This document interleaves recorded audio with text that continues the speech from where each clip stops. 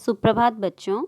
मैं नमिता सतपथी, आपकी हिंदी शिक्षिका, आज आपकी हिंदी पुस्तिका नई सारिका अध्याय 4 से डाकिया बाबू पढ़ाने वाली हूँ। तो इस पाठ का अध्ययन करने से पहले हमें डाकिये के विषय में और डाक सेवा के विषय में कुछ जानकारी लेना पड़ेगा। तो क्या होती है डाक सेवा, या पहले इसका प्रचलन कैसा था, मतलब कि लोग किस तरह से इसका व्यवहार करते थे और इसका क्या महत्व था, इसके बारे में पहले मैं आपको थोड़ा बताऊंगी, जो आपके पाठ परिचय में दिया गया है। तो आप सब आपके डाकिया बाबू अध्याय के पेज नंबर 27 यानी फर्स्ट पेज को निकालकर मेरे साथ एक एक चीज़ को ध्यान से देखिए और जिस तरह से मैं समझाऊं उसे समझने की कोशिश कीजिए।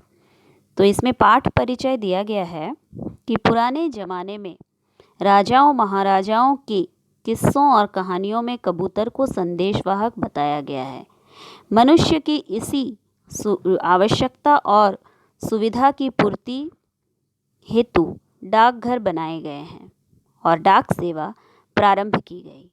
वर्तमान तकनीकी युग में त्वरित डाक सेवा, ई पोस्ट तथा बिजली से संचालित अनेक संचार माध्यम पलक झपकते ही संदेश पहुंचा देते हैं। आइए जानें कि दूर दूर से आए पत्र, पार्सल आदि को डाकिया किस तरह उनके गंतव्य स्थल तक पहुंचाता है। तो इसमें दिया गया है कि पुराने ज़माने में कबूतर को संदेशवाहक बताया गया है, यानी कबूतर एक ऐसा पक्षी जो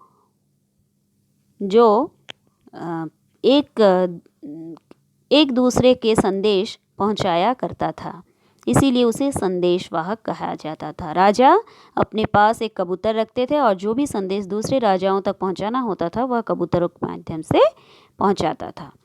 लेकिन उसके बाद दूत का प्रयोग किया जाने लगा, यानी एक व्यक्ति, हर राज्य में एक व्यक्ति को दूत का उपाधि दिया जाता था, जिसका काम होता था उस राज्य के सारे समाचार दूसरे राज्य के राजा तक पहुंचाना। और उसके बाद धीरे धीरे समय आगे बढ़ता गया, विकास होता गया और फिर डाकघर की व्यवस्था की गई। डाक व्यवस्था का प्रचलन आरंभ हुआ। ये डाक व्यवस्था क्या थी कि हम अपने रिश्तेदारों, अपने मित्रों, सगे संबंधियों को जो हमसे दूर रहते हैं उनको अगर यदि हम हमारा हालचाल या समाचार बताना चाहें तो हम एक पत्र में लिखकर उसे उसके ऊपर सही पता लिखकर डाकघर में उसको जाकर छोड़ आते हैं और फिर वहाँ से वह पत्र डाकिये के माध्यम से उस शहर तक जाते हैं, जो कि उस शहर तक जाते हैं जहाँ का हम पता लिख चुके होते हैं। आज समय और आगे बढ़ गया। आज विकास तीव्र गति से विकसित हो रहा है हमारा देश, और ऐसे समय में सारे जो संचार साधन हैं वह डाक सेवा से अब कंप्यूटर, मोबाइल फ़ोन इस तरह से आगे विकसित होता जा रहा है। और आज हम इन सब चीज़ों का प्रयोग कर रहे हैं और इनके माध्यम से ही अपने पत्र, मेल के माध्यम से या फिर फ़ोन करके एक दूसरे से अतिशीघ्र वार्तालाप कर पाते हैं। वीडियो कॉलिंग के माध्यम से तो हम एक दूसरे को देख भी पाते हैं। तो आज इन पत्र लेखन की परंपरा आज धीरे धीरे थोड़ी कम होती जा रही है और हम उससे दूर हटते जा रहे हैं। लेकिन फिर भी डाकिये का महत्व और डाक व्यवस्था का महत्व घटा नहीं है, जो इस अध्याय का अध्ययन करने से हमें पता चलेगा। तो देखिए, एक बहुत सुंदर सी कहानी आपके सामने प्रस्तुत है, हम उसका विस्तार से अध्ययन करेंगे। तो कहानी इस प्रकार है। टिंग टोंग दरवाजे की घंटी बजते ही 7 वर्षीय मदीहा अपना गुड्डे गुड़िया का खेल बीच में ही छोड़कर दरवाज़ा खोलने भागी। उत्सुक होकर देखा कि कौन है। वहाँ खाकी वर्दी वाला आदमी एक थैला लिए खड़ा था। मदीहा ने उस आदमी को देखा और फुर्ती से अपने अब्बू को बुलाने दौड़ पड़ा, परंतु घंटी की आवाज़ सुनकर उसके अब्बू वहीं आ रहे थे। अब्बू अब्बू, पुलिस अंकल।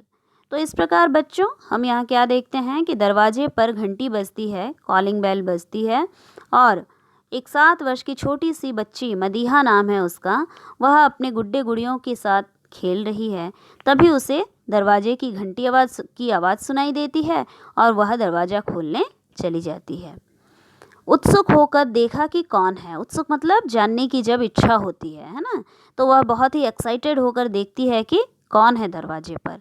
आपके साथ भी यही होता है, जब दरवाजे पर बेल बजती है तो आपको लगता है कि कोई हमारे घर मेहमान आए हैं या फिर कोई मित्र आया है हमारे साथ खेलने के लिए, है ना, तो आप भी दौड़ कर जाते हैं दरवाजे पर और खोलने लगते हैं दरवाज़ा। तो इस तरह मदीहा भी जाती है और दरवाज़ा खोलती है। तो वहाँ वह क्या देखती है कि एक खाकी वर्दी वाला आदमी हाथ में एक थैला लिए खड़ा था, यानी कि शरीर पर जो पोशाक थे उसका रंग खाकी था और उसके हाथ में एक थैला था। डाकिए के हाथ में थैला ज़रूर होता है, क्योंकि वह उसी थैले में वो सारे पत्र रखा होता है जो कि उसे सही पते पर पहुंचाना है। और मदीहा जब उस व्यक्ति को देखती है तो उसे लगता है कि शायद यह पुलिस अंकल हैं। इसीलिए वह दौड़कर अपने अब्बू को बुलाने जाती है और कहती है कि अब्बू, पुलिस अंकल आए हैं। तभी उसके अब्बू कहते हैं, नहीं नहीं, ये तो डाकिया बाबू हैं, मदीहा के अब्बू ने कहा।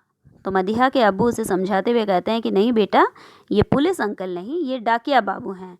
हालांकि मदीहा को यह शक इसलिए होता है क्योंकि पुलिस और डाकिये दोनों के पोशाक एक रंग के होते हैं।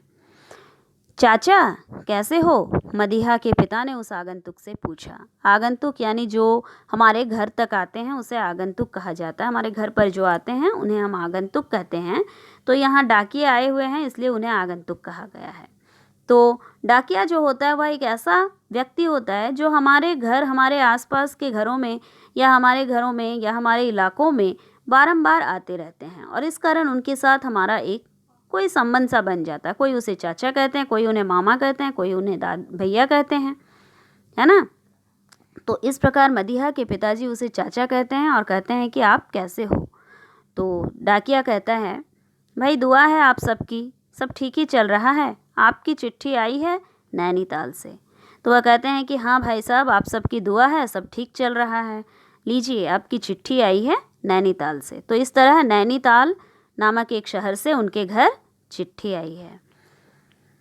हाँ हाँ, मेरी ससुराल है वहाँ अम्मी ने लिखी होगी।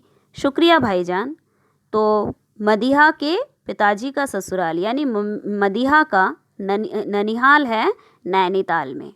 तो वह मदीहा के पिताजी डाकिये से कहते हैं कि हाँ, मेरी ससुराल नैनीताल में ही है, तो शायद अम्मी जी ने पत्र लिखी होगी। अम्मी जी यानी कि मदीहा की नानी जी।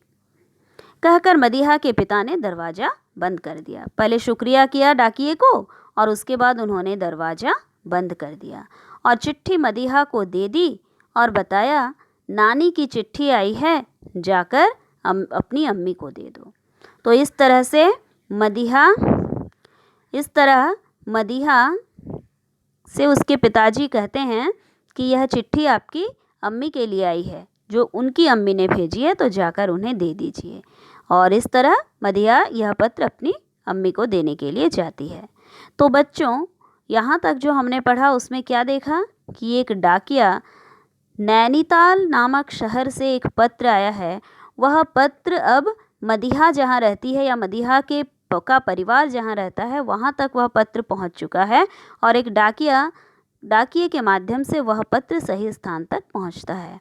तो इस प्रकार हम देखते हैं कि किस तरह पत्र एक शहर से दूसरे शहर तक उड़ते उड़ते घूमते घूमते सही स्थान तक पहुंच जाता है। और आप मत सोचिए कि डाकिया जो है वह कोई साधारण काम है, क्योंकि वह एक साइकिल लेकर साइकिल चलाते हुए उनका एक एक क्षेत्र बटा हुआ रहता है, एक एक इलाका बटा हुआ रहता है और वह उस पूरे इलाके को साइकिल के माध्यम से घूमते हुए, चाहे गर्मी का दिन हो चाहे बारिश या ठंड, वह कुछ भी नहीं समझते और अपना काम बखूबी निभाते हैं। साइकिल चलाते हुए वे भले ही थक जाते हैं लेकिन फिर भी अपने काम से वह मुँह नहीं मोड़ते।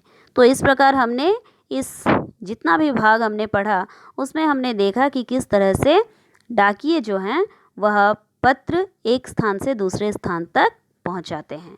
अब बच्चों, मैंने जितना आपको पढ़ाया उसके अंतर्गत कुछ कार्य, कुछ प्रश्नोत्तर, कुछ शब्दार्थ जो आ रहे हैं वह मैं आपको क्लास होमवर्क के तौर पर दे रही हूँ, जिसके आंसर्स लिखे हुए हैं।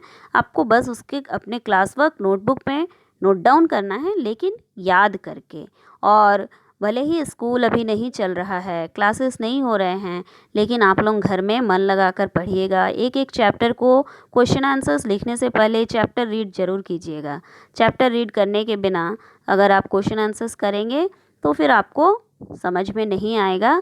बस क्वेश्चन आंसर याद कर लेंगे तो आपको पूरा ज्ञान उस कहानी का या उस कविता का या कोई भी सब्जेक्ट आप पढ़ते हैं तो उस चैप्टर का अध्ययन नहीं किए बिना अगर आप खाली क्वेश्चन आंसर करेंगे तो आपको सही ज्ञान नहीं मिलेगा। तो बच्चों, हर सब्जेक्ट में एक्सरसाइज वर्क करने से पहले चैप्टर को रीड ज़रूर कीजिए। तो अभी आप देखिए, जो असाइनमेंट्स मैं आपको दे रही हूँ उसमें क्या है, कठिन शब्द। सबसे पहला कठिन शब्द है, तो उसमें आप क्या करेंगे, पेज नंबर 27 में जो भी शब्द रेखांकित किए गए हैं उनको याद करके अपने क्लास वर्क नोटबुक में लिखेंगे। और बच्चों, वहाँ जो पेज खाली बच जाएगा, ठीक है, उसको आप आगे के जो पेज नंबर 28 और 29 में जो कठिन शब्द आएंगे उसको भी आप वहीं लिखेंगे। तो उसके लिए थोड़ा स्पेस छोड़कर आप आगे का कार्य लिखेंगे। दूसरा है शब्दार्थ। शब्दार्थ में आप पेज नंबर 29 में जितने शब्दार्थ दिए गए हैं उन सब को याद करने के बाद लिख लीजिएगा। और तीसरे नंबर पर आपका मौखिक प्रश्न है, जिसमें सोचिए और बताइए। यानी कि ये प्रश्न आपको, आप इसका उत्तर खुद से भी लिख सकते हैं बच्चों, लेकिन मैंने फिर भी आपकी सहायता के लिए लिख दिया है। पर आप इसको अगर जितना मैंने पढ़ा आप लोगों के साथ उतना अगर आप अध्ययन करेंगे तो ये सारे आंसर्स आपको मिल जाएंगे। जिसमें पहला प्रश्न है, दरवाजे पर कौन आया था? तो जाहिर सी बात है, दरवाजे पर डाकिया आया था। ख नंबर प्रश्न है, मदीहा ने उसे पुलिस अंकल क्यों कहा? तो डाकिये की खाकी वर्दी देखकर, है ना, मदीहा ने डाकिये की खाकी वर्दी देखकर उसे पुलिस अंकल कहा। ग नंबर प्रश्न है, मदीहा कितने वर्ष की थी और वह क्या कर रही थी? तो मदीहा 7 वर्ष की थी और वह गुड्डे गुड़ियों के साथ खेल रही थी। जो घ नंबर प्रश्न है उसमें दिया हुआ है कि मदीहा दरवाजे की घंटी सुनते ही क्या आप भी दरवाज़ा खोलने दौड़ पड़ते हो? तो इसका उत्तर आप सब अपने हिसाब से दीजिए। आपके विचार क्या हैं? क्या आप प्रश्नोत्तर क्या आप दरवाज़ा खोलने पर, घंटी बजने पर दरवाज़ा खोलने दौड़ पड़ते हैं, या फिर इंतज़ार करते हैं कि आपकी मम्मी या आपके पिताजी दरवाज़ा खोलने के लिए जाएं? जो भी उत्तर आपको सटीक लगे आप इस पर लिख दीजिएगा। तो इतना ही पढ़कर आज हम अपना अध्ययन समाप्त करते हैं। उम्मीद है कि आप सबको अच्छा लगा होगा और आगे और भी अध्ययन करेंगे, और इसी तरह से हम इस लॉकडाउन पीरियड में रिकॉर्डिंग क्लास के माध्यम से अपनी पढ़ाई जारी रखेंगे। इसमें कोई भी बाधा नहीं आने देंगे। Thank you.